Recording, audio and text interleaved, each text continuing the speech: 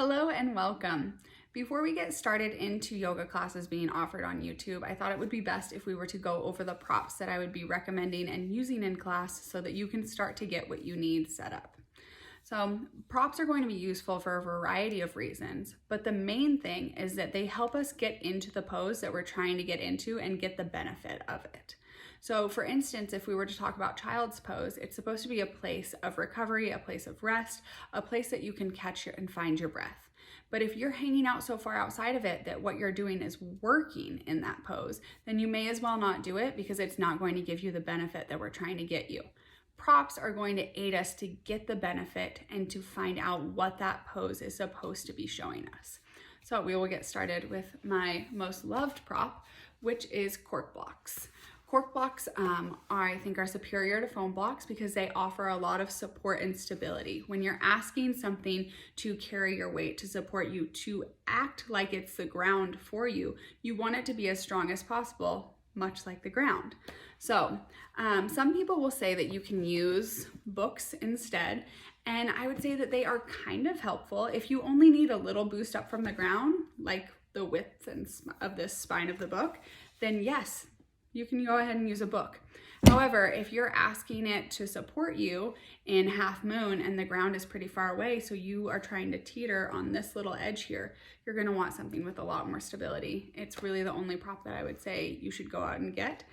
However, if you don't want to, or you just need something higher, you could also use a bench from your entryway, the edge of your bed, the edge of your couch, or a chair. So oftentimes we use blocks in stepping forward or in getting up and down from the ground, and a chair would be an excellent substitute for somebody that needs something higher than blocks, that needs something stronger and more stable than blocks. So if you are in downward facing dog and you're just trying to work on teaching your body how to get this right leg up near your right hand, you may want a chair where it gives you plenty of space to learn to pull your knee up and towards the side of your body, rotate out of your hip joint so that you can actually get up to the front of your mat and then move into a pose that is going to do the benefit that we're searching for instead of struggling down here on the ground. So there are a bunch of different ways to get the benefits of blocks with different items in your home, but I still say the blocks are the best thing.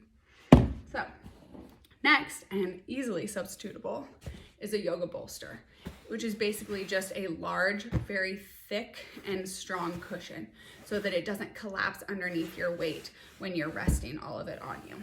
Some people say, go ahead and use a pillow from your couch.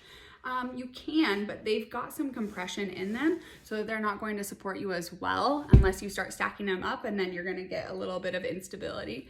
However, if you've got a couch that has cushions that come out, those bottom cushions would probably be a good choice. Or a couple beach towels rolled up aren't going to compress as much. They've got a little bit more structure, a little bit more stability. They would be a really excellent substitute for a yoga bolster. Yoga straps, they can really be substituted with a ton of things. A belt, a dog leash, a hand towel that's been wrapped up really tightly so that you can reach. Plus straps, we just don't use that much. So the biggest thing to remember as we get started in beginner yoga is that this is a new thing. If you are not used to being down on the ground, if you are not used to getting up and down from the ground, if you do a completely different subset of exercise, you are a heavy lifter or a long distance runner, or perhaps you sit at a desk most of the time, you're asking your body to do a lot of very weird, very strange, very different things, and you need to be able to give yourself grace. It's going to be the biggest asset to yoga here, is to allow yourself to step in and out of the pose, to take a break, to pause, to say, you know what, I can only do 10 minutes today. I can only do that for a half breath.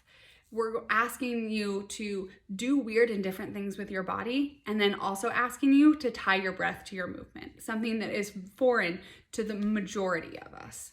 So give yourself grace, give yourself time to get used to it, and I will see you on the mat for our classes. Thank you.